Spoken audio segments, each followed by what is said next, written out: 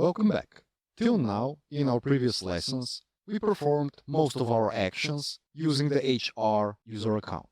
Well, each of those actions that we made, so creation of tables, selecting, and even the connecting to the database, require some privileges. So any action performed by any user account requires corresponding privileges to be assigned to that user.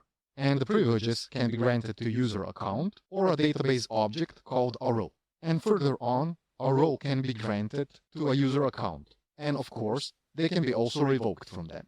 So in overall, privileges and roles are a way how to manage access for a particular user on particular parts of a database. Those privileges can be split in a couple of categories. First are the system privileges. Those are privileges that grant us ability to perform some action on a database, like create a table, log into the database, and similar. We have object privileges, which grant to do some actions on a particular database object. And roles, which is a collection of one or more privileges and or roles. So a role can contain even another role underneath. Before we continue with some examples and to show how this actually works, have in mind to be very careful with executing some of the commands we're going to perform in later lessons, as some of those can make a database not function in a way that we want.